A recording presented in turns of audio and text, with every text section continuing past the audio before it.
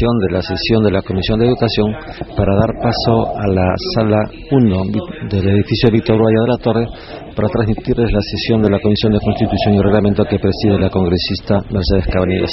Esta mañana figura en la agenda algunos proyectos de ley que han quedado pendientes de la semana anterior, entre ellas el proyecto de ley que propone la modificación del reglamento del Congreso sobre el congresista accesitorio. Igualmente figura en la agenda de esta mañana el proyecto de ley que modifica la Ley Orgánica del Registro Nacional de Identificación RENIEC, referidos a la participación del Consejo Consultivo de la institución en el proceso de elección del jefe de este organismo. Veamos el desarrollo de esta sesión que preside la congresista Mercedes Cabanillas. La invitación de integrar el Consejo Consultivo de esta comisión, ni de los propios señores congresistas que tienen sesiones de comisiones y otras actividades comprometidas con anticipación. Si algún congresista desea formular algún informe, le concedo la palabra. Pedidos.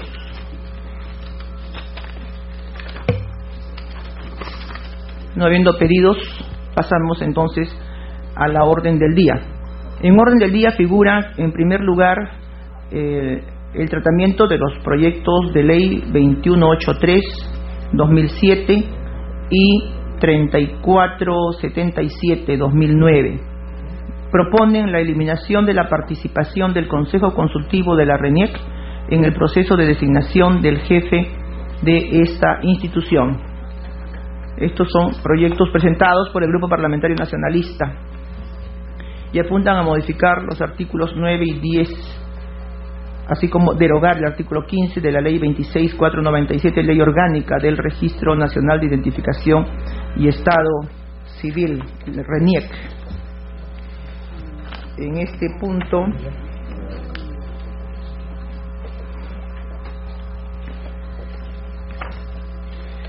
punto vamos a comenzar a desarrollar la agenda correspondiente al día de hoy. Y si me permiten un resumen de lo que ha trabajado la comisión. El artículo 183 de la Constitución establece que el jefe de la RENIEC es elegido por el Consejo Nacional de la Magistratura, órgano autónomo por definición de la Constitución, cuya independencia busca garantizar sus decisiones a través de una conformación plural de distintas instituciones ajenas a los órganos políticos del Estado. La Constitución política no condiciona la elección del jefe de la RENIEC a cargo del Consejo Nacional de la Magistratura a ningún filtro previo o terna elaborada por algún órgano externo. La independencia del Consejo Nacional de la Magistratura como órgano responsable de designar al jefe de la RENIEC se ve quebrantada cuando la ley orgánica de esta institución establece la intervención del Consejo Consultivo de la institución durante el proceso de elección del mencionado funcionario, dado que este Consejo se encuentra integrado por representantes del Poder Ejecutivo así como del Poder Judicial. En virtud a eso, la propuesta que recoge estos proyectos de ley señala que se debe eliminar esta facultad otorgada al Consejo Consultivo de RENIEC de presentar ante el Consejo de la Magistratura ternas previamente evaluadas y definidas. En la propuesta de texto sustitutorio se aprueban los siguientes alcances. Primero, se establece que en el artículo 10 de la Ley Orgánica de la RENIEC el nombramiento del jefe de esta institución debe realizarse mediante concurso público, eliminándose la intervención del Consejo Consultivo de RENIEC en este proceso. Ahí está habiendo una contradicción, por eso es la modificación que se propone. Se modifica el artículo 15 de la Ley Orgánica de la RENIEC, precisándose como funciones del citado Consejo Consultivo asesorar la Jefatura Nacional en los asuntos que se pongan a su consideración y cumplir los encargos que le solicite la misma jefatura. Es decir, se retira la facultad de elaborar ternas para alcanzarlas al Consejo Nacional de la Magistratura. Y en cuanto a consultas externas realizadas, la RENIEC ha emitido opinión favorable, es decir, la entidad interesada o afectada está a favor de este texto sustitutorio que está proponiendo la asesoría técnica de la comisión. Con esta información brevísima yo abro el debate para poder escuchar las intervenciones de los señores congresistas. Yo entiendo que debe de ser por economía, a los efectos de precisar que ahí es donde está el cambio, pero que quede constancia que los párrafos 2 y 3 del mismo artículo se mantienen. Correcto. Y en todo caso, perdón que le interrumpa, lo podríamos mantener íntegro y solamente en negritas el aspecto puntual de la modificación del agregado. Conforme.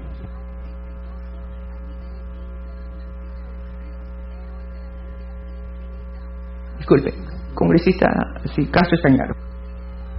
Gracias, presidenta.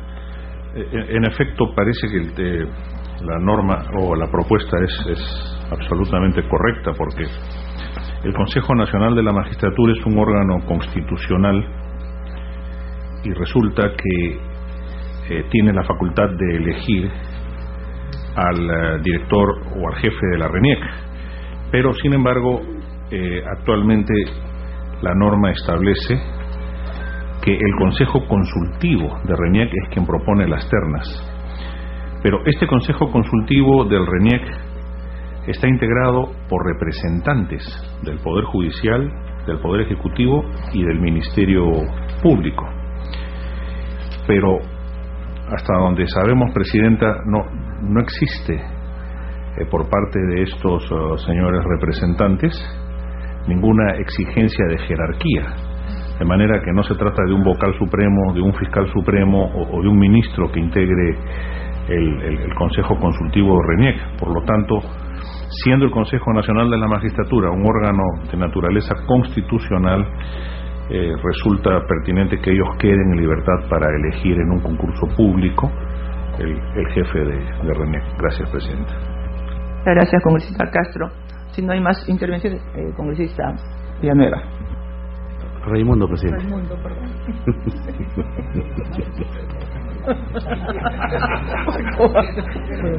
No te afecta en nada, ¿no? No, para nada. Presidenta, quiero que se haga una precisión respecto al artículo 15, en la cual se señala que el Consejo Consultivo de la RENIEC está compuesta por ministro de Justicia, un representante designado por la Corte Suprema, uno por el Ministerio de Justicia y uno por el Ministerio del Interior, ¿cierto? Sí. Correcto, solamente quería verificar ese dato. Gracias, presidente. Si no estamos alterando ese párrafo correspondiente a la parte superior, en todo caso, del párrafo del artículo 15. Sí. Correcto. Entonces creo que no habiendo más... Sí, congresista Valle Riestra. Para reforzar lo que han dicho los señores, leo el texto de un artículo que publiqué respecto a ese tiempo, que este proceso de resignación del jefe de RENIEC no solo intervienen representantes del Consejo Nacional de la Magistratura, sino del Ejecutivo, lo cual puede y debe considerarse inconstitucional, dado que una de las razones que sustentaron la elección y la construcción del jefe de RENIEC por parte del Consejo de la Magistratura lo constituye la calidad de órgano constitucional autónomo, y esto lo politiza, de tal manera que yo creo que en eso no cabe discrepancia alguna y que todas las opiniones van hacia la misma meta. Gracias, congresista Javier Valle Riestra. A consideración para votar el texto sustitutorio que se ha informado y debatido. Los señores congresistas que estén a favor, si no hace expresarlo: Santiago Memorial de Alasto, Javier Valle Riestra, Caso Estañaro, Mauricio Mulders, de Raimundo, Javier Bedoya de Vivanco, Mercedes Cabañero. Aprobado por mayoría. Por unanimidad, perdón, por unanimidad, sí, por unanimidad.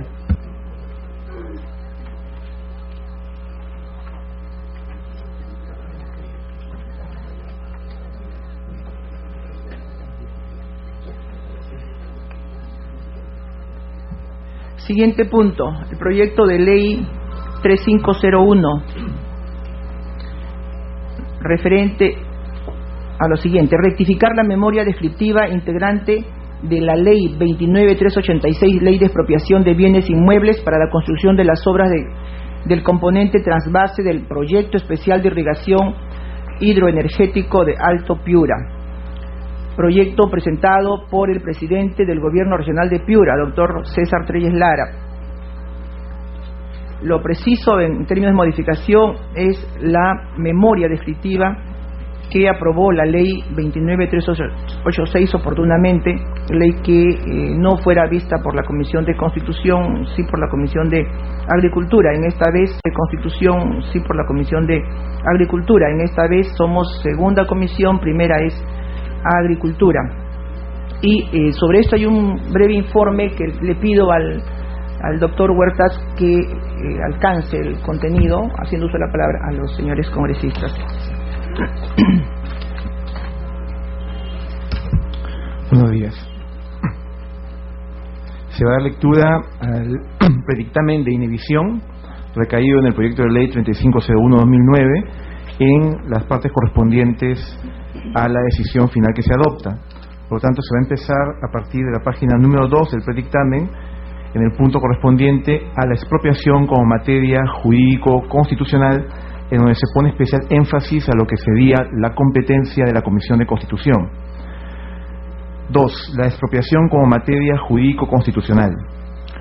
Señala el predictamen: el derecho de propiedad está reconocido como un derecho fundamental en los artículos 2, incisos 16 y 70 de la Constitución Política de 1993.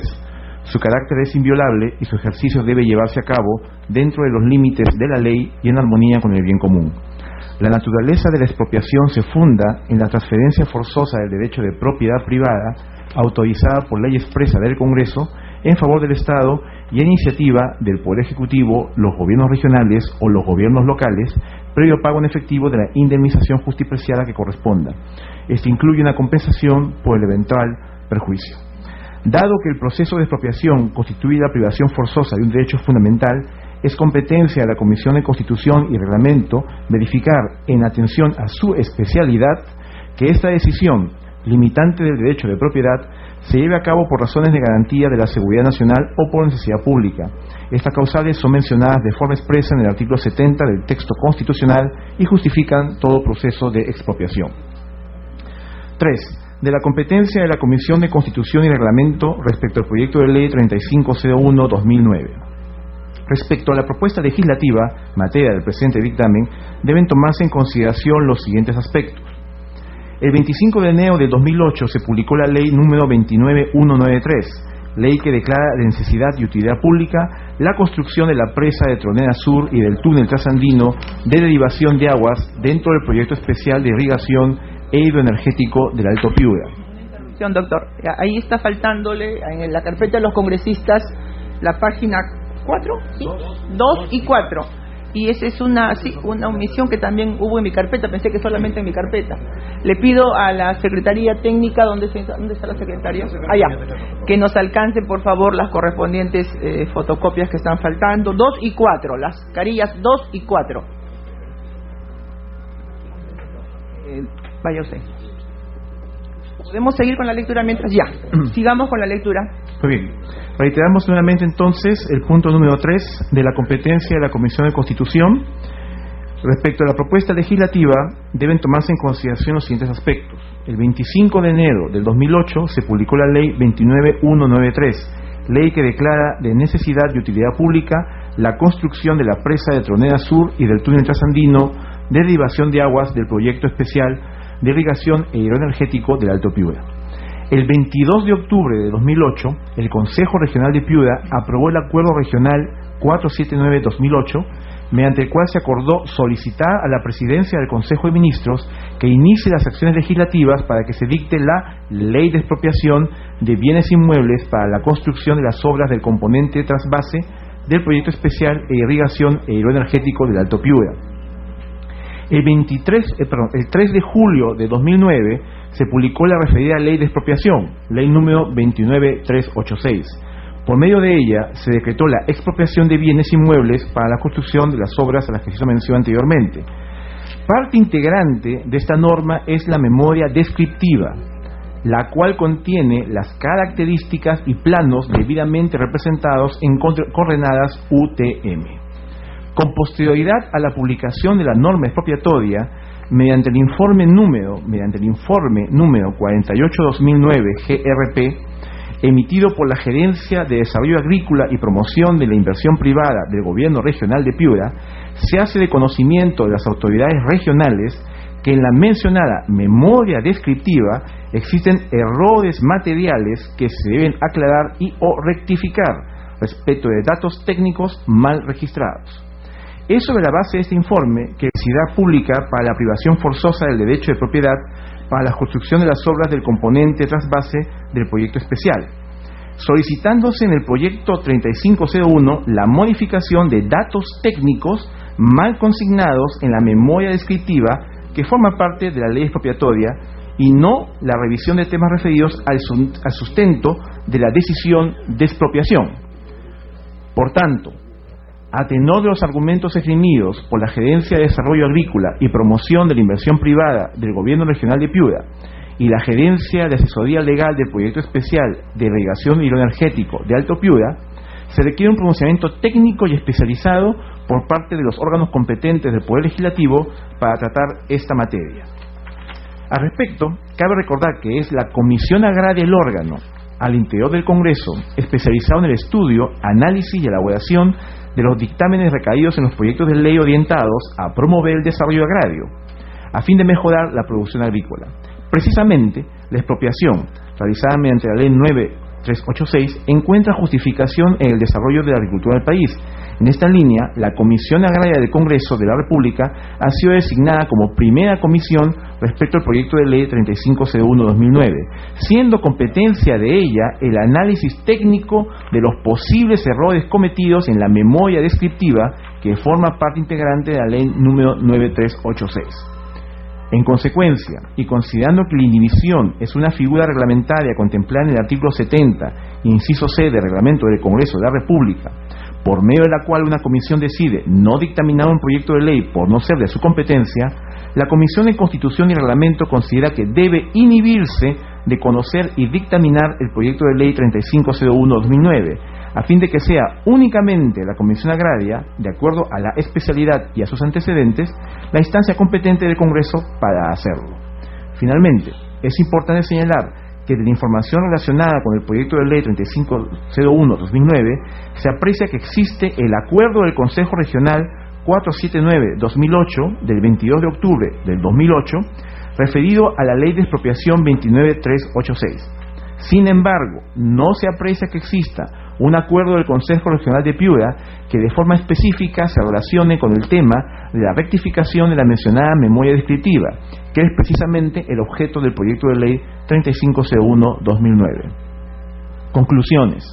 En consideración del expuesto, la Comisión de Constitución y Reglamento no posee competencia para pronunciarse sobre el proyecto de ley 35C1-2009, por el que se propone rectificar la memoria descriptiva integrante de la Ley de Expropiación número 29386. Por las razones expuestas, al amparo del inciso C del artículo 70 del Reglamento del Congreso de la República, se propone someter a consideración de los miembros de la Comisión de Constitución y Reglamento el siguiente acuerdo. La Comisión de Constitución y Reglamento acuerda, primero, inhibirse de dictaminar el proyecto de ley 3501-2009, por el que se propone rectificar la memoria descriptiva integrante de la ley número 29386, Ley de Expropiación de Bienes Inmuebles para la construcción de las obras del componente trasvase del proyecto especial de irrigación e hidroenergético del Alto Piura. Segundo, transcribir el presente acuerdo a la Oficialía Mayor del Congreso, la cual, además, deberá proceder a verificar si el proyecto de ley número 35C1 cumple con los requisitos formales exigidos para la presentación de un proyecto de ley por parte de los gobiernos regionales. Lima, 3 de noviembre de 2009. Gracias. Bien. Con conocimiento de los señores congresistas, el informe que ha dado lugar este proyecto, yo ofrezco la palabra para escuchar las opiniones que tengan a bien verter. A mí me parece intachable el dictamen que se nos ha leído.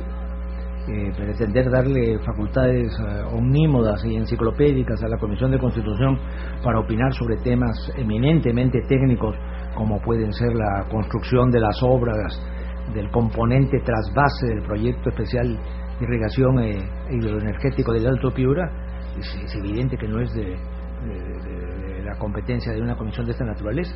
Aquí argumento lo que en otros casos he hecho recientemente, aunque no tenga relación con esto.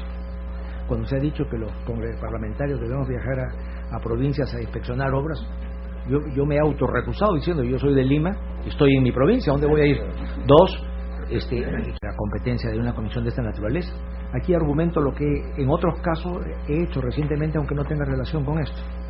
Cuando se ha dicho que los parlamentarios debemos viajar a provincias a inspeccionar obras, yo me he autorrecusado diciendo yo soy de Lima, estoy en mi provincia, ¿a dónde voy a ir? Dos, ¿qué cosa puedo saber yo de una hidroeléctrica, de una laguna, de un sistema eléctrico, de un trasvase? Absolutamente nada. O sea que ese error que se genera en este caso y que se ha generado en el otro tiene la misma respuesta de mi parte. No tenemos competencia para esto y la inhibición es el camino lógico, haciendo una advertencia y una amonestación para que no se envíe a nuestra comisión asuntos que no son absolutamente de nuestra competencia ni de nuestra órbita. Nada más, señora presidenta. Gracias, señor congresista Javier Bedoya. Señora presidenta, al igual que en el caso anterior, expresar mi total coincidencia con el proyecto de dictamen que se nos ha leído y simplemente invocar por intermedio de la presidencia al personal de la comisión un poco de mayor celo. No solamente porque el texto que por correo electrónico nos han pasado ha omitido transcribir las páginas 2 y 4, sino que el texto que para suplir esa omisión nos acaban de entregar es distinto a lo que el señor asesor ha leído. Doble error. Yo traslado esa observación, que también la hice hace algunas horas, muy temprano, porque pensé que solamente era mi carpeta la que traía esa omisión de la 2 y la 4, pero veo que ha sido general, y es de la parte del apoyo administrativo, que dicho sea de paso es apoyo que viene de la del propio Congreso, del staff del Congreso, no es el apoyo que yo haya traído de fuera a través de ningún contrato. Gracias, presidenta.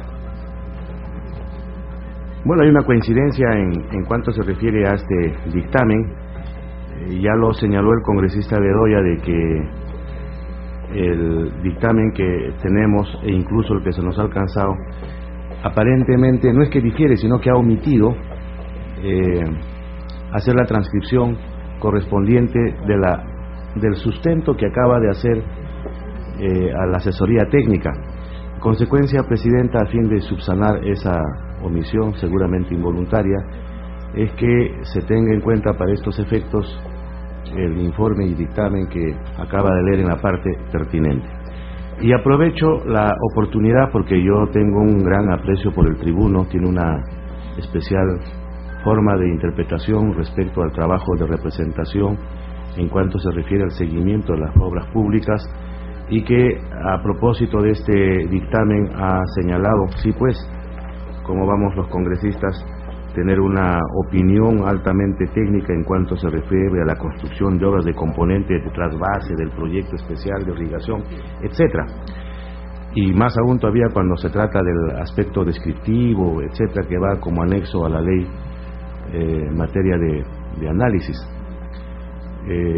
Esa es una cosa total y absolutamente distinta, y en mi condición de congresista provinciano, en verdad, al menos en la región que represento, este seguimiento de obras públicas desde el punto de vista no de la verificación técnica para ver la calidad de las obras y los materiales utilizados, que obviamente no vamos a meternos en absoluto en ese tipo de disquisiciones, pero desde el punto de vista de control político frente a los actos de corrupción en la ejecución de esas obras, guardando y manteniendo siempre prudencia en el sentido de que ésta no se vuelva en una especie de peritaje, creo que sí ha sido fundamental y necesario el trabajo de representación en las provincias bajo esos conceptos.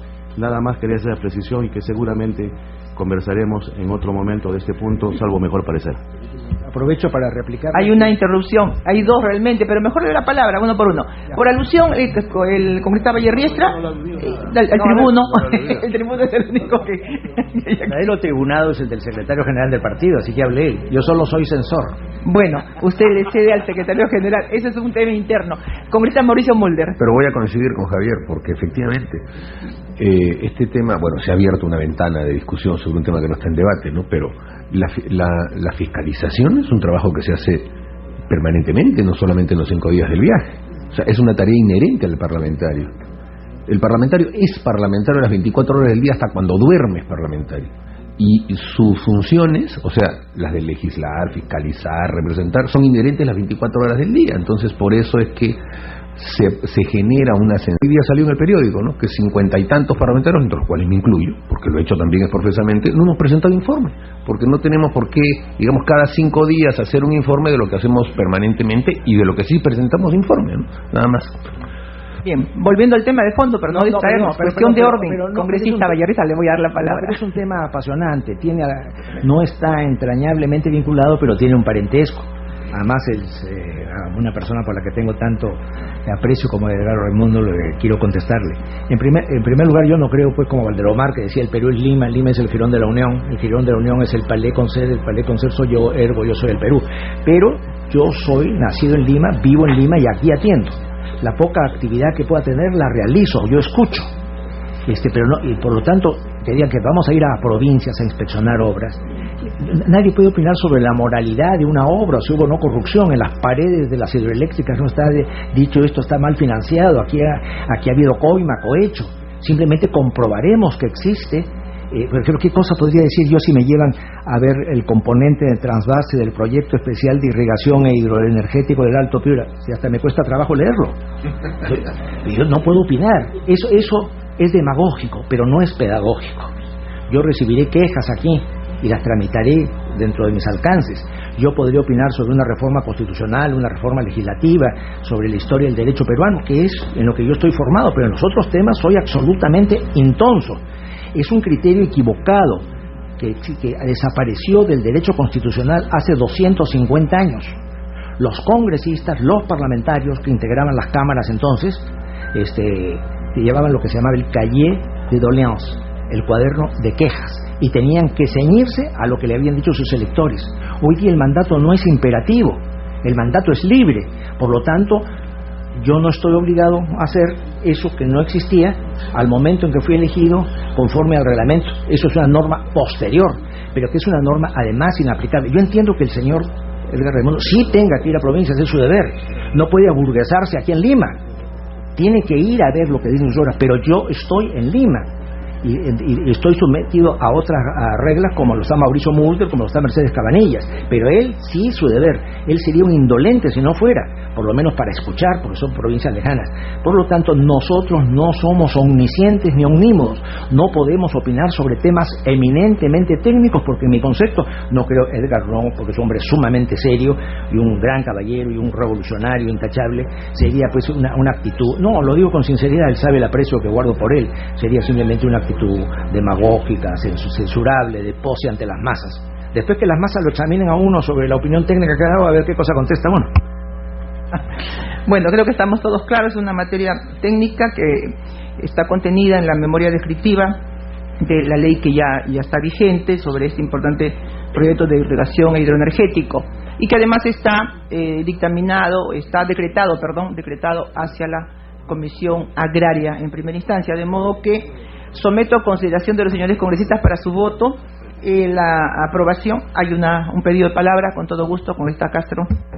Presidenta, una anotación, porque aquí hay un problema de naturaleza técnica que para nada significa que no estemos de acuerdo con el dictamen. Estamos totalmente de acuerdo con el dictamen, pero el tema es, Presidenta, que aquí se trata de una ayuda a memoria que se adjuntó, o una memoria descriptiva que se adjuntó a una ley, ¿no?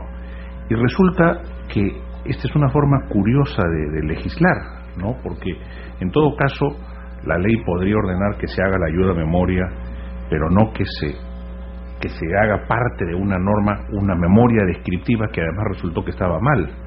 Una memoria descriptiva se modifica por otra memoria descriptiva, pero como esto fue adjuntado a la norma y la norma fue publicada en esas condiciones, ahora para modificar la memoria descriptiva se requiere de una ley, y efectivamente no es este el ámbito de la Comisión de Constitución. Simplemente quería anotar, Presidenta, que este tipo de problemas se suscitan por cuanto se adjuntan a las normas memorias descriptivas que muchas veces son de naturaleza administrativa y que no deberían necesariamente formar parte de un cuerpo legal, sino que simple y llanamente deberían estar referidas de manera expresa en la norma, pero no ser parte de ella, para no tener esta imposibilidad de modificar una memoria descriptiva si es que no se hace esta imposibilidad de modificar una memoria descriptiva si es que no se hace una ley, lo cual resulta totalmente absurdo. Gracias. Sí, pues menudo tema va a tener que definir la Comisión de Agricultura, siguiendo su razonamiento, evidentemente, o Comisión Agraria. Bien, señores congresistas, vamos a votar el informe que ha sido sometido a consideración. Los señores congresistas que estén a favor de aprobarlo, si van a expresarlo. Congresistas Santiago Fujimori, Alda Lazo, Javier Valle Riestra, Castro Estañaro, Mauricio Mulder, Mercedes Cabanías, Edgar Raimundo, Javier Bedoya, Tapia es miembro secretario, ¿no? Sí, Abu Gataz. Aprobado por unanimidad. Tenemos el siguiente punto, el proyecto de ley 3111-2008, Congreso de la República, tema facilidades para la emisión del voto de las personas con discapacidad. Proyecto presentado por el Grupo Parlamentario Alianza Nacional. Se propone modificar algunos artículos de la Ley Orgánica de Elecciones y otros de la Ley Orgánica del Registro Nacional de Identificación y Estado Civil. El sentido del predictamen es a favor del proyecto con un texto sustitutorio. Si me permiten, hay aspectos de fondo de la propuesta que son los siguientes y que han orientado la decisión a favor. La Ley Orgánica de Elecciones, la Ley 26859, solo hace referencia a la emisión del voto de las personas invidentes, estableciendo la posibilidad de ser acompañados a la Cámara Secreta por una persona de su confianza y, de ser posible, facilitarle una cédula especial. Sin embargo, no se indica nada respecto a las otras formas de discapacidad, lo que constituye un vacío que busca ser subsanado mediante el presente dictamen. El tema radica especial importancia, pues como lo ha señalado la Defensoría del Pueblo, existen muchas dificultades para que las personas con discapacidad puedan participar en un proceso electoral. A consideración de la Comisión, tal situación afecta el derecho constitucional al sufragio contemplado en el artículo 31 de la Constitución. Si bien la OMPE viene estableciendo y aplicando normas reglamentarias a fin de otorgar facilidades para garantizar el ejercicio del derecho de sufragio de las personas con discapacidad, es importante que el Congreso expida una norma legal expresa sobre la materia. En este sentido, se propone un texto sustitutorio con los siguientes alcances. Primero, modificar los artículos 65, 203 y 263 de la Ley Orgánica de Elecciones 26859, a fin de permitir que se otorguen las facilidades del caso a todas las personas con discapacidad. Segundo, modificar la Ley Orgánica del RENIEC con el fin de incluir en el DNI, a solicitud del interesado, la existencia de alguna discapacidad de parte del titular del mismo. Tercero, modificar la Ley Orgánica de Elecciones para que en los padrones electorales puedan figurar las personas que hayan declarado padecer una discapacidad, con el fin de que las oficinas descentralizadas de procesos electorales de la OMPE puedan tomar las medidas necesarias para dar las facilidades en las mesas de sufragio.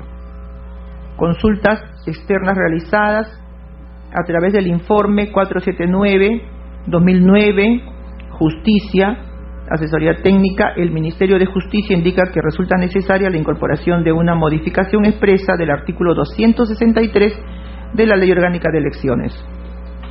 Los informes 322-2009, CONADIS, y 306-2009, CONADIS también.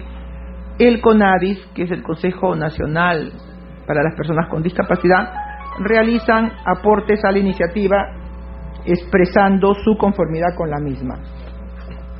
Bien, al debate la propuesta mencionada. Buenos días, dejo constancia de la presencia del congresista Víctor Mayorga, congresista Raúl Castro Estañaro, y del congresista Abugatas, me disculpa, congresista que no lo había mencionado expresamente, dejando constancia de su asistencia. Congresista Jair Valle Riestra.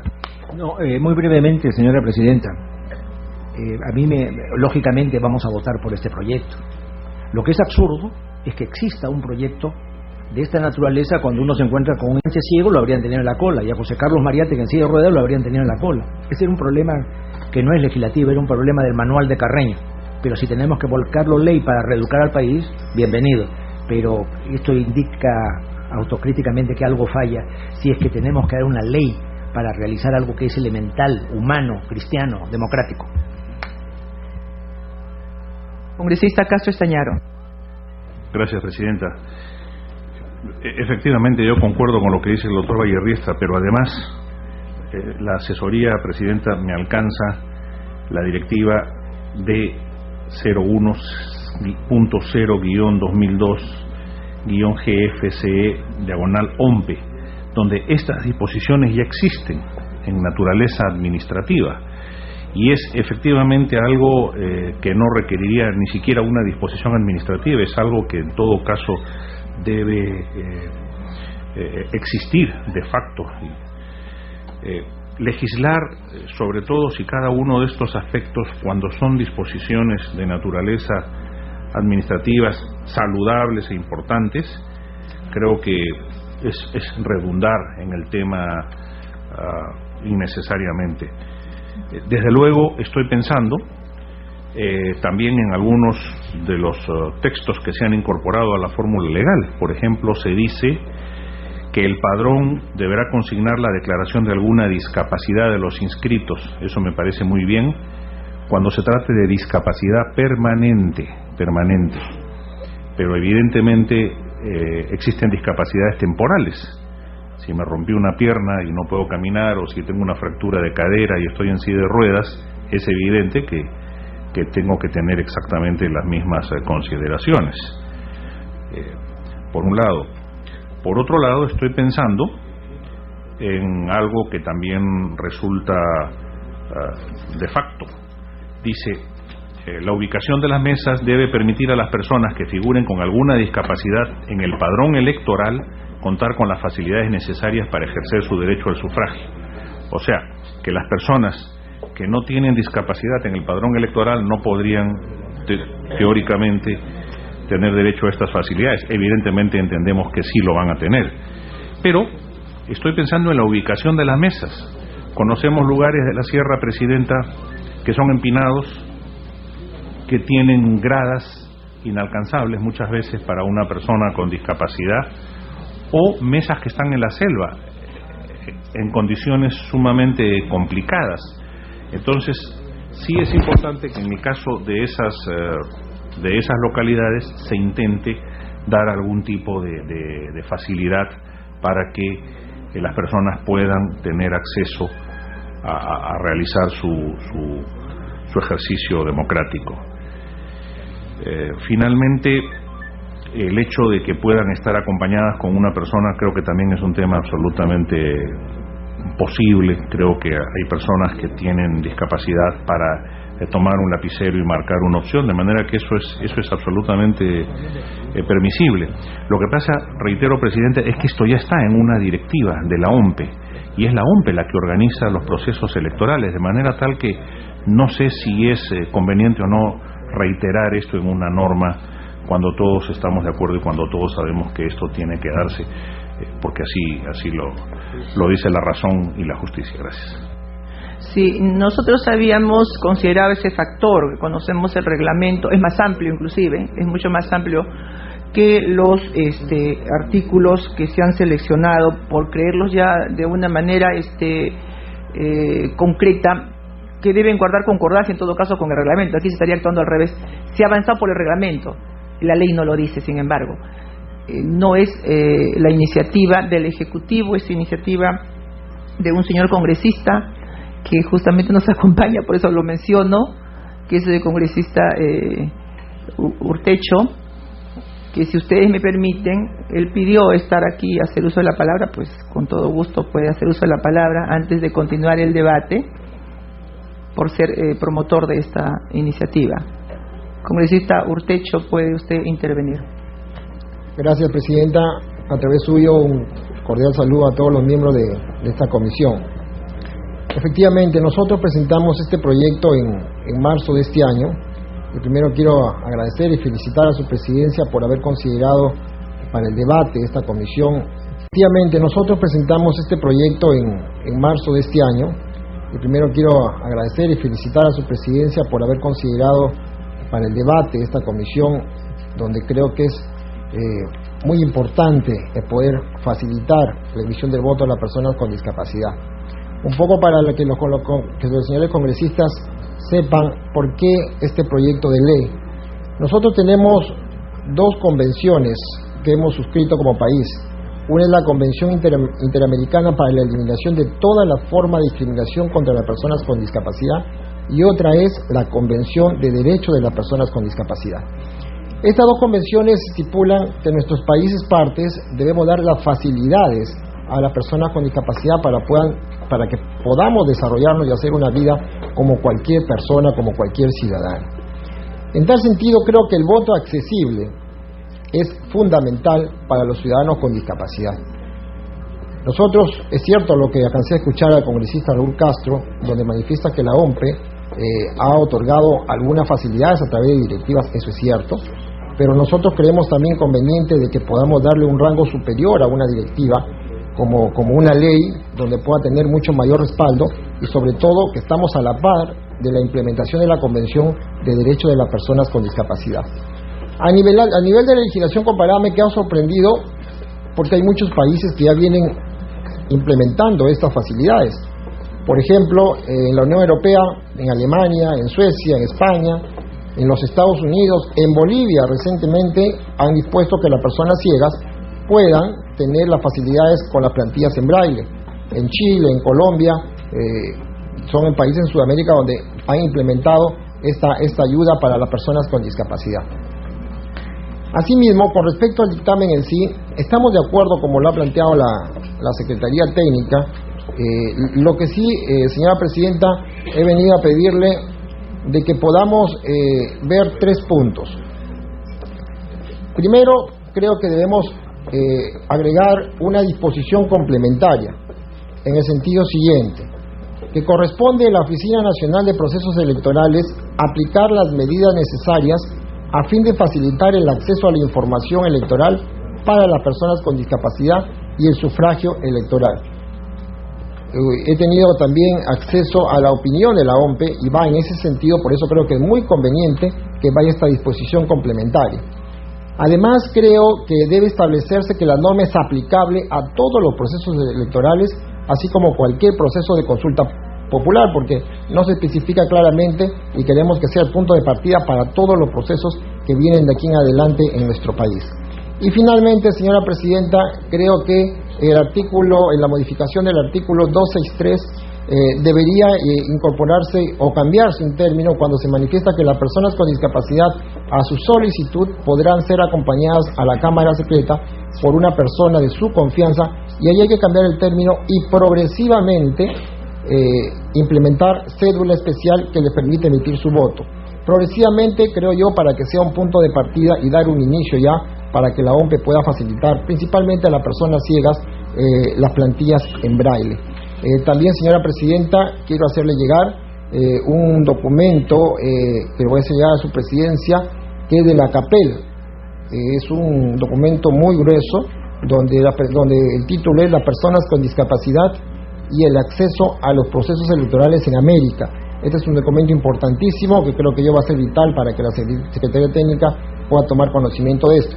Por experiencia propia, he votado innumerables veces diferentes elecciones y de verdad que es bastante tedioso ir a votar a una persona con discapacidad, y lamentablemente me ha tocado siempre en segundo o tercer piso, ha tenido que bajar la presidencia, la secretaria, es todo un espectáculo, que bajan todos, bajan la urna, la Cámara Secreta lo improvisa, es de verdad bien complicado, a pesar que existe esta directiva. Por eso yo tengo mucha confianza que este dictamen ya como ley va a permitir pues dar mayor prioridad de la emisión del voto a las personas con discapacidad. Eso es todo, Presidencia, y reiterando mi agradecimiento por esta oportunidad, y espero pues que los miembros de la comisión puedan aceptar esta opinión, este dictamen, y puedan votar favorablemente. Muchísimas gracias. Sí, gracias, señor congresista. Solamente para puntualizar que la orientación del dictamen de la comisión propuesto a los señores congresistas ha ido por la ruta de hacer algunas modificaciones precisas a la orgánica de elecciones en su artículo 65 y 203, ¿sí? Sí, 203 y 206.3, y a la ley orgánica del RENIEC en su artículo 32, un agregado. No hemos ido por la ruta de darle rango de ley al reglamento, porque es una ley absolutamente reglamentarista, detallista, y además, si en algún momento se quisiera modificar, sería más inconveniente, más problemático, porque habría que hacer un proyecto de ley modificatorio. En este caso, este mecanismo es amplio, es todo un parámetro, es un marco que permite una concordancia con lo que ha hecho y podría seguir haciendo, ¿no? Digamos, la Oficina de Procesos Electorales o la RENIEC, para lograr eso, dar plenas facilidades para que un ciudadano con determinada discapacidad pueda ejercer con comodidad, ¿no? Y con oportunidad adecuada su ejercicio al sufragio. De modo que por ahí hemos caminado.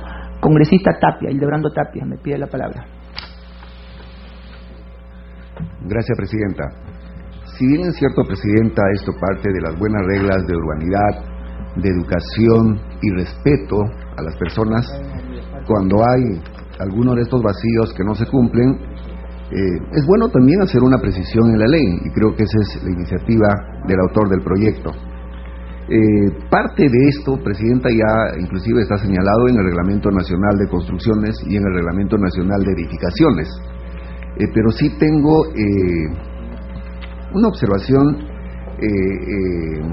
ya en los articulados, porque hasta cierto punto, en vez de solucionar, podríamos generar un conflicto, en el sentido de que al modificar el artículo 65 de la Ley Orgánica de Elecciones, en la modificación del párrafo que modifica, dice, la ubicación a las mesas de sufragio debe permitir a las personas que figuren con alguna discapacidad en el padrón electoral. O sea, tienen que inscribirse, ir a RENIEC para cambiar y poner en su DNI que son personas con discapacidad, pero no puede haber discapacidad de dos tipos, en el sentido de, hay una discapacidad perenne, que es a través del tiempo, y hay una discapacidad temporal, que puede ser por un accidente que puede durar 4, 5, 10 años, o puede haber una ruptura de fémur o del tobillo que puede durar un mes o 30 días, y por esos 30 días no puedes estar obligado a ir a cambiar tu DNI y luego volver a cambiar. Entonces, y paralelamente la atención a un discapacitado que, por decir, que no puede transitar libremente, pero tiene un impedimento temporal, tiene que tener las mismas facilidades. Por lo cual, en ese texto, Presidenta, yo quisiera hacer una modificación en la que la parte que se agrega solo quedaría: la ubicación de las mesas de sufragio debe permitir a las personas con discapacidad contar con las facilidades necesarias para ejercer su derecho de sufragio. Entonces, con ello estamos dando una ventana para solucionar a los que tienen una discapacidad temporal y los que tienen una discapacidad perenne. Paralelamente habríamos que, y la declaración en la RENIEC o en el documento de identidad, creo que sería voluntario en el sentido de que las personas con discapacidad perenne lo puedan hacer, pero las otras personas no, pero sí tener la misma atención, el mismo derecho, porque en ese momento, así sea temporal, también tienen una discapacidad. Gracias, Presidente. Sí, yo me permito leer el texto que se agrega al artículo 65, que recoge la preocupación expresada por usted y que antes también la hizo el congresista Castro Estañaro. Es la ubicación de las mesas de sufragio deben permitir a las personas que figuren con alguna discapacidad permanente en el padrón electoral, contar con las facilidades necesarias para ejercer su derecho al sufragio. Eso es lo que hemos recogido, sí. ¿Cómo no? Solo una precisión, Presidenta, pero ahí quedaría un vacío. ¿Qué pasa si la ley dice son atendidos los que tienen discapacidad permanente? Pero ¿qué pasa con un discapacitado que tiene una discapacidad eventual, va a la cola y tendría que, o sea, y va a pasar? Entonces de repente puede haber una autoridad no muy comprensiva ni complaciente, que es difícil, pero de todas maneras creo que sería precisar para no en el mismo texto la ley forzar este hecho. Que no le entiendo, ¿qué pondríamos? ¿Permanente y temporal? Yo creo que lo temporal está sujeto ya a la coyuntura, a las facilidades que por cortesía y solidaridad toda persona tiene que dar, tanto el público cuanto quienes están conduciendo una mesa de sufragio. Pero yo creo que debe ser para aquellas personas que han expresado y han declarado voluntariamente, como ponemos en el siguiente párrafo del 203, su discapacidad permanente. Bueno, yo respeto lo que digan los señores congresistas, pero hay que tener cuidado con esos extremos, ¿no? A ver, congresista Castro. Presidenta, estando a lo que ha sustentado el congresista Michael Urtecho, a quien saludo, respecto de las convenciones internacionales, sí es importante considerar, ya siendo esto un pacto multinacional, un convenio multinacional, darle rango de ley a estas normas en las partes que muy bien han sido consideradas en la fórmula legal. De manera que creo que todos los demás vacíos o todas las demás situaciones que he comentado y que también ha comentado el congresista Tapia, ya son materia del reglamento, están consideradas en el reglamento. De manera que creo que es importante, reitero, dentro de la fórmula legal, darle el rango, o de acuerdo con la fórmula legal, darle el rango que han establecido los convenios internacionales, ¿no? Y todo lo demás que también hemos mencionado exactamente igual que Brando, ya está considerado en el reglamento conforme acabamos de revisar. Gracias, Presidente. Alguien más pidió. Y también en el 203 el agregado dice asimismo deberá consignar la declaración voluntaria de alguna discapacidad permanente de los inscritos. Es voluntario, también hemos recogido. ¿Alguna otra intervención? El congresista Santiago Fujimori. Gracias, Presidenta. Estando de acuerdo con el principio de otorgar las facilidades a las personas discapacitadas, pienso también que, al igual que el congresista Castro, que esta es una materia de una directiva meramente administrativa.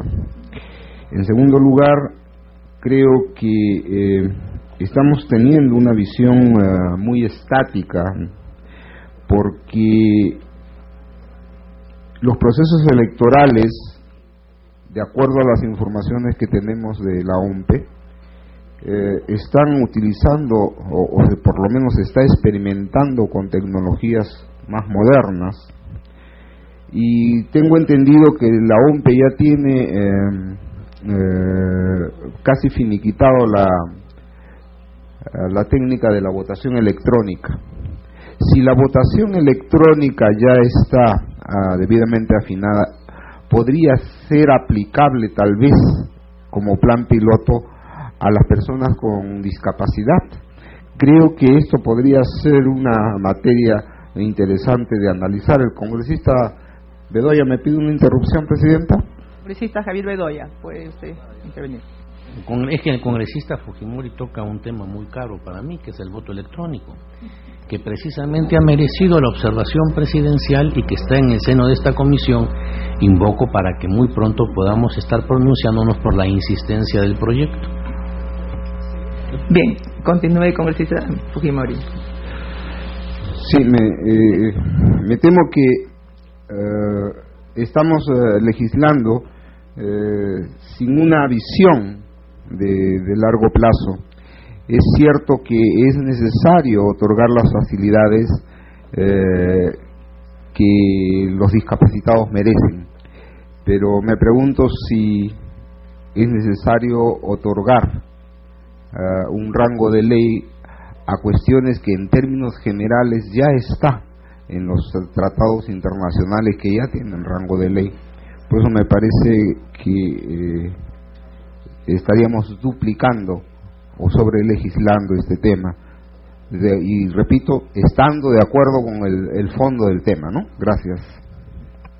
Sí, ese ha sido el debate inicial. Todos estamos de acuerdo en que estas materias y estas disposiciones se están regulando en directivas que progresivamente la Oficina de Procesos Electorales las está desarrollando. Pero también es importante decir que se nos ha alcanzado un conjunto de normas y acuerdos y tratados internacionales que el país suscribe y que de alguna manera hace que nuestra legislación en principios y en generalidades esté acorde con esos objetivos de permitir el voto oportuno de las personas, los ciudadanos con alguna discapacidad. Simplemente es eso, es concordar, porque ya la directiva ve los detalles, ve las precisiones. La directiva inclusive se adelantó a la normatividad que no contemplaba la mención, el compromiso a estas facilidades que hay que otorgar a los ciudadanos con discapacidad. Simplemente es eso, como está Fujimori. Aprovecho para decir lo siguiente: se les va a repartir también, si es que no lo tienen ya, el oficio que nos ha remitido la Oficialía Mayor respecto a las observaciones recaídas en el proyecto de ley 3276 sobre el voto electrónico. El voto electrónico tiene más bien una mirada de futuro, por supuesto, porque no es una inmediatez. Eso lo hemos debatido también en alguna oportunidad en Junta de Portavoces, y es algo que se irá aplicando de acuerdo inclusive a las facilidades tecnológicas que tiene que dar nuestro país. Me refiero a las zonas más alejadas, con algunas dificultades de energía eléctrica, por ejemplo, para que pueda asegurarse el funcionamiento del voto electrónico. De modo que esto en todo caso es materia de un debate en esta comisión. Lo que no se puede decir es que se esté dictaminando sin visión de futuro. Creo que eso sí no es procedente ni es aceptable. Yo le doy la bienvenida y dejo constancia de la presencia de los congresistas Vargas y congresista del Castillo. ¿Alguien pidió la palabra adicionalmente? No. Entonces, con las observaciones que se han mencionado y señalando que en el artículo 32 de la Ley Orgánica del RENIEC, al final de los incisos incluye un inciso L que dice: la declaración voluntaria del titular de sufrir discapacidad, ya no ponemos alguna, discapacidad permanente, para concordar con lo que se ha mencionado acá, discapacidad permanente. Bien, si no hay ninguna otra intervención, yo voy a someter a consideración de los señores congresistas la votación final de este proyecto de ley. Los señores congresistas que estén a favor, si van a expresarlo. Congresista del Castillo, Fujimori, Aldalazo, Valle Riestra, Caso Esañaro, Mauricio Mulder, Mercedes Cabanías, Javier Raimundo, Javier Bedoya de Vivanco, Tapia, Hildebrando Tapia, congresista Bogatás, Mayorga, y hemos aprobado por unanimidad este predictamen. Pasamos. Sí, congresista, por supuesto. Agradecerle mucho a todos los congresistas, miembros de la Comisión de Constitución, por este importante proyecto aprobado el día de hoy, y esperamos que pronto podamos verlo en el Pleno del Congreso. Muchísimas gracias.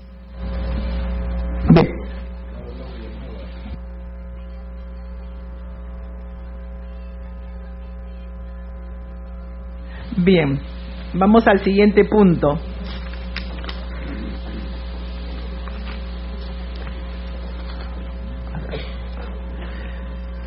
Es el proyecto de ley 3540 de la Alianza Parlamentaria, el congresista Víctor Andrés Belaúnde, quien propone una reforma al artículo 25 del reglamento del Congreso sobre el reemplazo de un congresista por su accesitario, que en síntesis es una propuesta de regresar al 25 original antes de octubre del 2007, que se introdujo una modificación. El proyecto de resolución legislativa tiene por objeto establecer dos modificaciones a fin de establecer que el reemplazo procede cuando un congresista ha sido condenado mediante sentencia firme por la comisión de delito doloso, cuando un congresista tenga instrucción abierta por la presunta comisión de delito doloso, independientemente de si tiene orden de detención o mandato de comparecencia. Aspectos de fondo. La reforma del artículo 25 del reglamento del Congreso presenta dos opciones. La primera implica asumir la propuesta planteada en el proyecto de resolución legislativa 35. Debe ser firme, sentencia firme, es decir, en última instancia. Bien, la primera de las opciones establece como supuesto para el reemplazo que solo existe una sentencia firme por la comisión de delito doloso. Sin embargo, esto podría dar lugar a que cualquier persona que haya sido sentenciada por la comisión de un delito y que haya cumplido su sentencia, incluso antes de postular al cargo, no pudiese ejercer la función congresal. En tal sentido, la Comisión se pronuncia a favor de retornar al texto original del artículo 25 del reglamento del Congreso, pero precisándose que la respectiva sentencia condenatoria debe ser firme. Bien, dicho esto, vamos a otorgar el uso de la palabra para comenzar a analizar este proyecto de modificación del reglamento del Congreso en su artículo 25. Congresista Valle Riestra. Me parece muy puritano el proyecto, pero es inconstitucional y está contra la tendencia que existe en el mundo. ¿Qué sucede si a una persona la denuncia y le abren instrucción por delito doloso? Primero hay que ver qué cosa es el dolo. Eso no se puede saber por el mérito hecho de una apertura de instrucción. Abras instrucción contra Juan Pérez por delito contra la vida. Entonces, ¿cuándo se produce el dolo? Que es la voluntad manifiesta de cometer un hecho punible.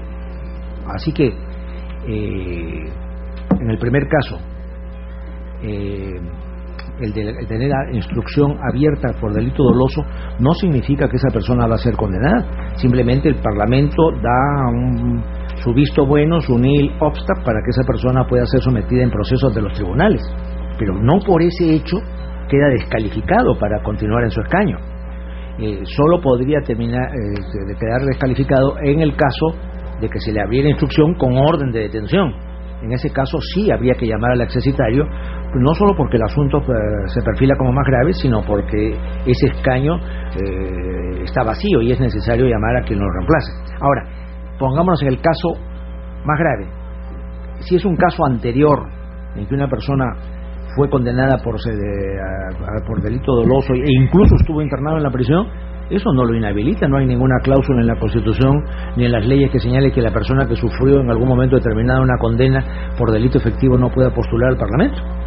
En el año 1945 infinitos compañeros de partido habían sufrido persecuciones y procesos, entre ellos Alfredo Tello Salavarría, y sin embargo se sentó en su escaño. Después a Alfredo Tello le hicieron una trastada, por supuesto, canallesca y calumniosa, y terminó desaforado del Parlamento y sometido a los tribunales donde se cometió un crimen judicial. Entonces yo creo que las dos cosas que se piden en este proyecto son absolutamente incorrectas. Solo el caso que durante su mandato el congresista, el parlamentario, el senador, el diputado sufra una condena a pena efectiva, allí sí hay que llamar al accesitario. Pero este proyecto no está acorde con la Constitución, porque no. Sentencia condenatoria, puede haber sentencia condenatoria. Condénese a Perico Los Palotes a 4 años de cárcel, suspendidos. No es una pena efectiva. La pena efectiva es ir al Lurigancho, a Piedras Gordas. Eso es lo que sí tenemos que estar en contra. Y repito lo que dije el otro día, en España democrática de hoy, infinitos no, pero muchísimos individuos que fueron condenados por participar en actividades terroristas de la ETA, al ser elegidos, señora Presidenta, se incorporaron a sus escaños con la condena existente. Cambiemos el Parlamento, el perfil izquierdista y radical y anárquico de los de la ETA.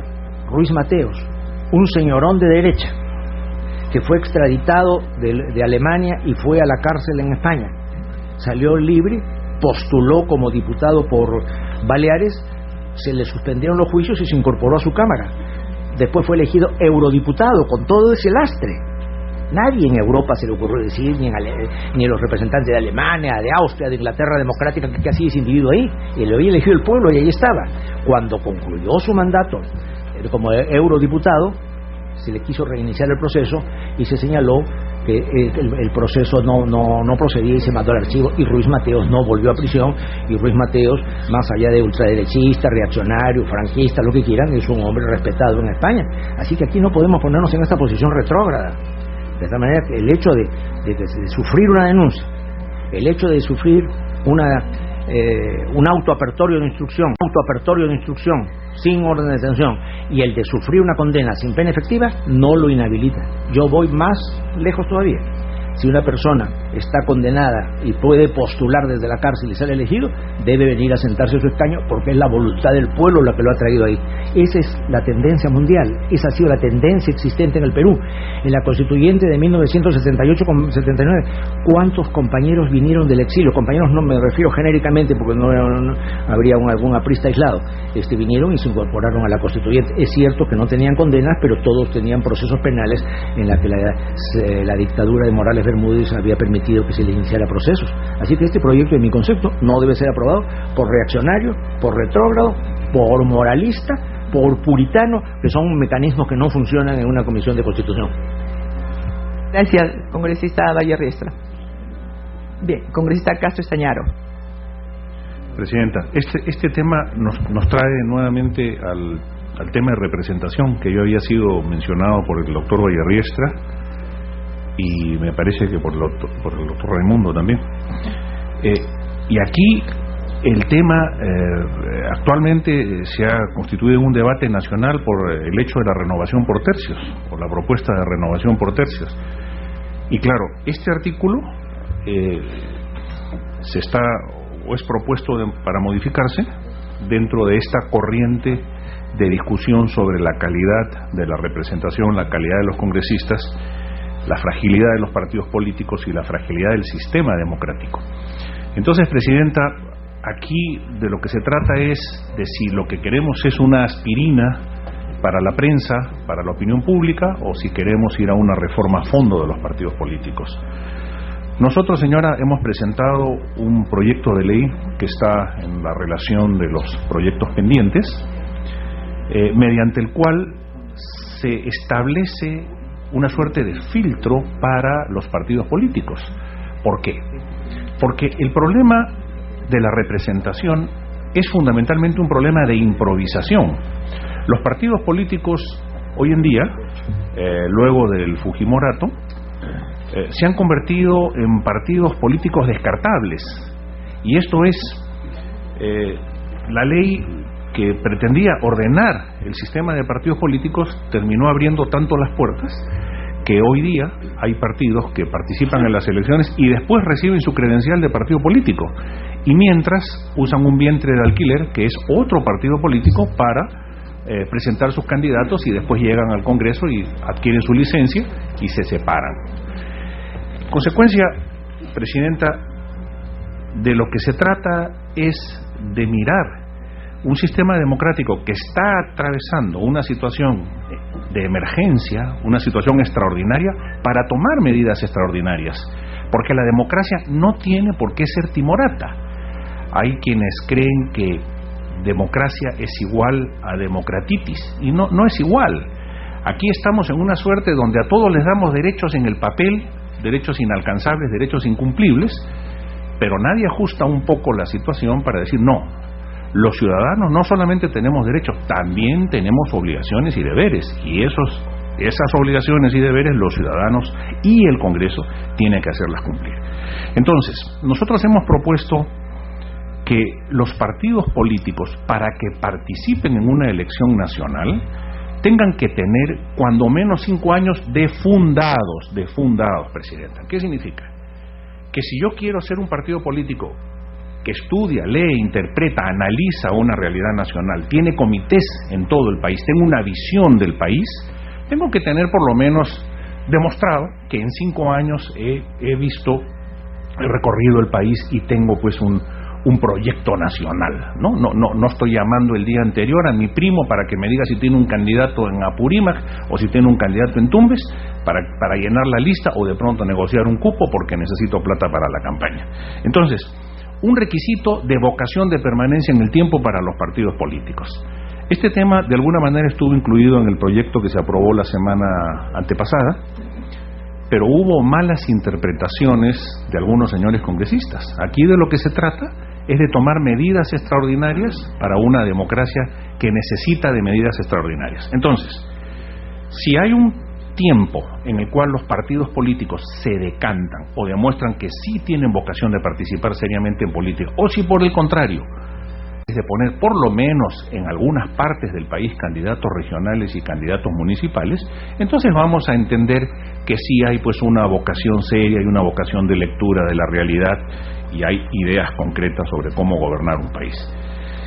Todo eso, Presidenta, no es antidemocrático, no es atentar contra el derecho de participación, porque por lo menos durante un tiempo deberíamos tener medidas extremas o extraordinarias, no extremas, extraordinarias, que nos permitan ir arreglando el funcionamiento de la democracia en el Perú. Y entonces, este proyecto de ley lo que trata es un poco eso, pero resulta que al final de las cuentas es una aspirina porque no arregla nada. Y permítame, Presidenta, reiterar lo que ya he dicho varias veces ante la prensa. Exactamente igual es el caso de la renovación por tercios, porque va a cambiar malos por más malos. No se van a ir los mejores, se van a ir por sorteo, de repente los mejores.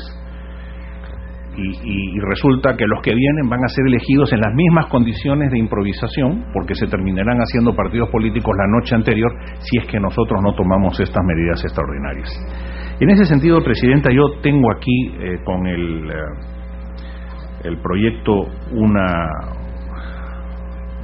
realmente una actitud ambivalente, ¿no? Porque por un lado yo entiendo perfectamente lo que el doctor Vallerriestra ha señalado, me parece justo en una democracia sólida donde las personas que vienen al Parlamento son personas que, inspiradas en ideales y en una trayectoria democrática y política, pueden sufrir incluso algún tipo de persecución y ser condenados por un régimen que no es precisamente un régimen democrático, ¿no? Y el otro tema es que, claro, a la luz de lo que hemos venido con ese tipo de partidos políticos a los que me he referido, exactamente, ¿no? Este artículo resultaría totalmente objetivo y trascendente.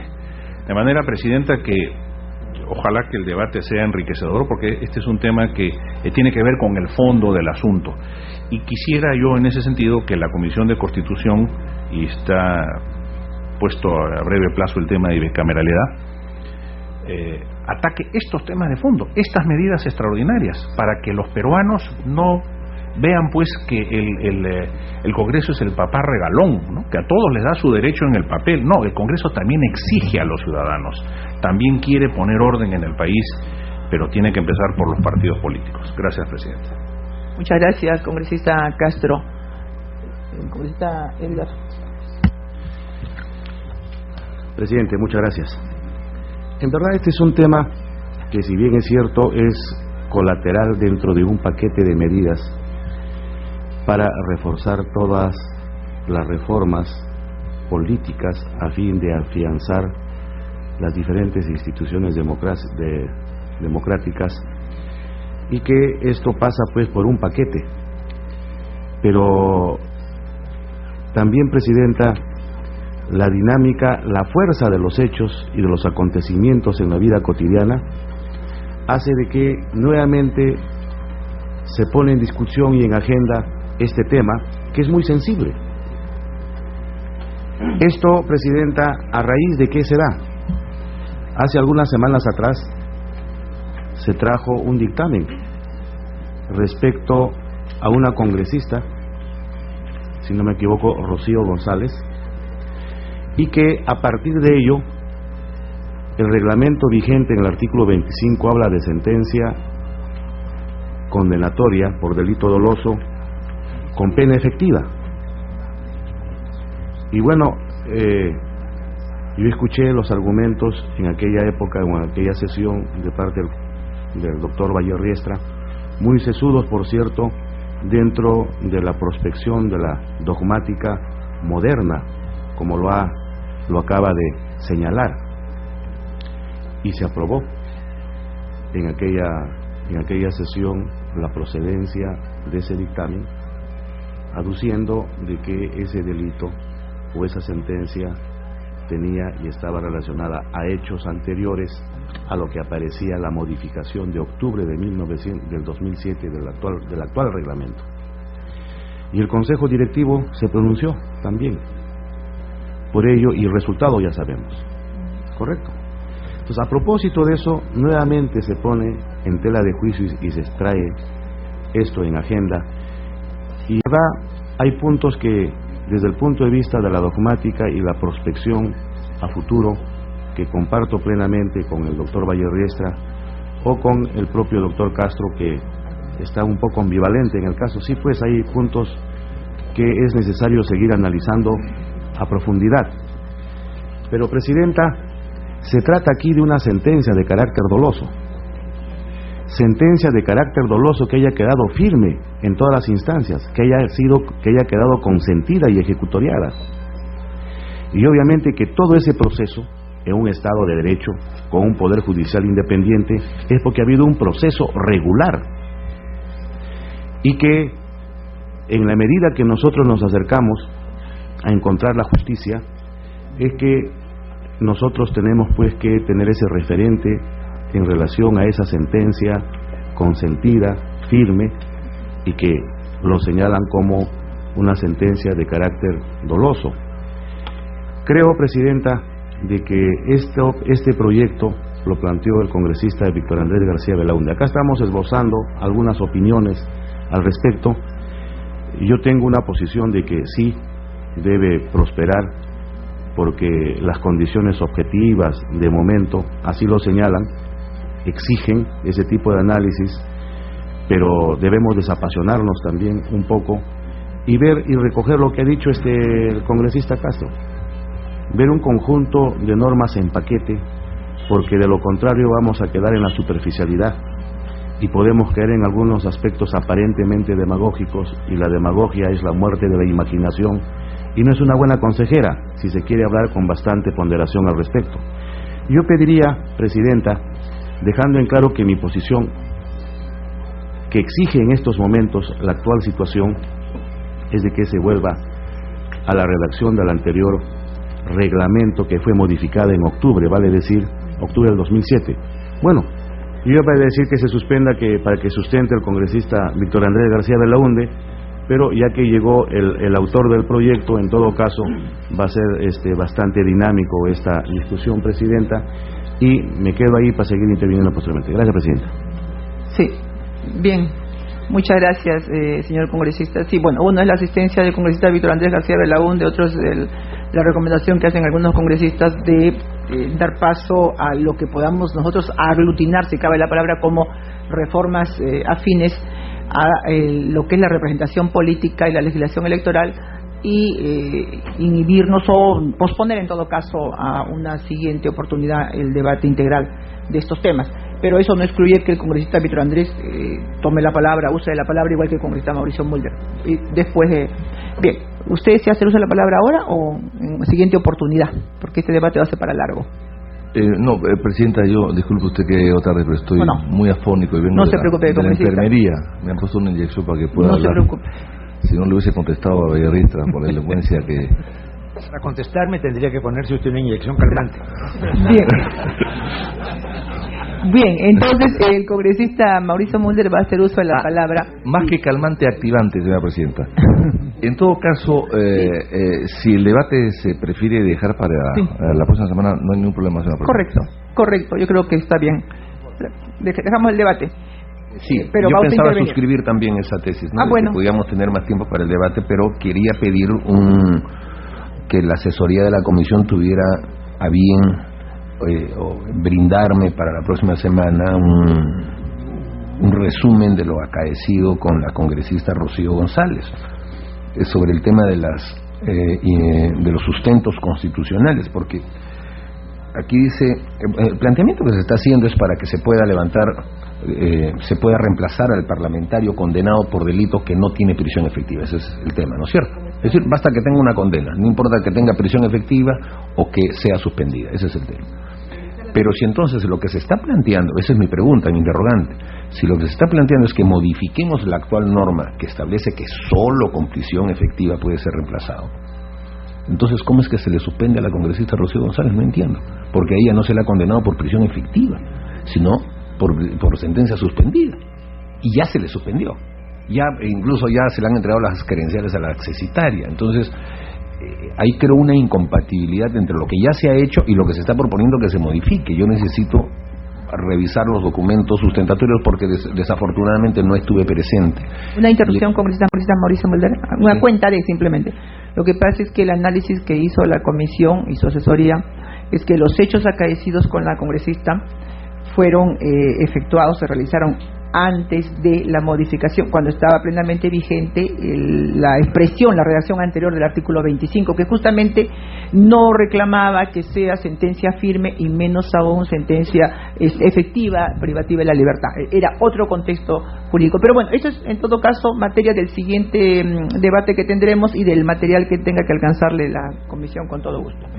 Puede continuar. Bueno, eso es lo que yo iba a decir antes de que me interrumpiera, que como yo no había estado presente en el debate por motivo de viaje, entonces necesitaba las argumentaciones que se habían esgrimido en este debate, porque evidentemente el que ahora propendamos a una modificación y que la anterior se haya hecho en caliente, digamos, es decir, motivada por un hecho específico, va a llevar a que nuestras discusiones siempre sean motivadas por tema de coyuntura y no por tema de fondo, y al final estemos dando estos bandazos, porque sería ir de un régimen, modificarlo y regresar al régimen anterior por temas de coyuntura, que es lo que me preocupa, que se legisle siempre por temas de coyuntura y no se mantengan las normas con temas de fondo. Gracias. Entonces, no vamos a iniciar debate. Algunos congresistas me han pedido que terminemos a esta hora porque hay algunos compromisos pendientes. Yo le rogaría, para ayudar que todos podamos cumplir, yo también me incluyo en un compromiso de las 11 de la mañana, que es la elección de la mesa de mujeres parlamentarias, podamos suspender, en todo caso, suspendemos el debate, si me permite. A ver. Sí, bueno, acá se han tocado como siempre diferentes temas. Yo me temo si el tema de la eficiencia de la democracia, de la consolidación de la democracia, única y exclusivamente depende de las reformas institucionales como se propone, y que llevan inclusive a posiciones ambivalentes como se dice, o se refiere a temas absolutamente estructurales. Eso por un lado, por el debate ulterior. ¿Y por qué nos aunamos al pedido de la mesa y de los señores congresistas? Porque también se debe tomar en cuenta la propuesta del Partido Nacionalista, que no está considerado en el dictamen y que se refiere precisamente a la derogatoria de la modificatoria del artículo 25. Yo voy a pedir entonces que se incluya para la próxima. Gracias, presidente. Sí, será tomado en cuenta, y aclarando que para los casos anteriores o el caso anterior no hemos dado ninguna norma, hemos aplicado la norma anterior, pero no se ha hecho ninguna modificación. Eso que quede muy en claro. Señores congresistas, pido dispensa del trámite de aprobación de acta para ejecutar los acuerdos que ya hemos tomado. Los que estén a favor, sin expresar, los que estén en contra, aprobado. Bien, siendo las 11 de la mañana se levanta la sesión. Claro, acá ¿qué hay? Oye.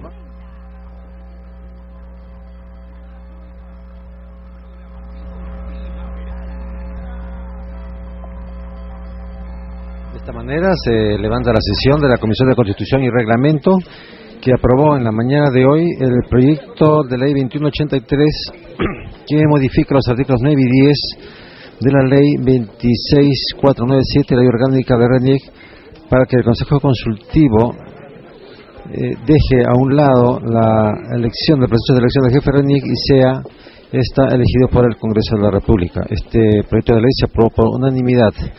En segundo lugar, se inhibió de pronunciarse sobre una propuesta del Gobierno Regional de Piura y igualmente aprobó por unanimidad el tercer proyecto de ley que otorga facilidades para la emisión del voto de las personas con discapacidad y su empadronamiento. Hasta aquí la sesión de esta comisión, que quedó para la próxima semana el debate del reglamento de ley sobre el reemplazo de los congresistas por el accesitario. Adelante, control.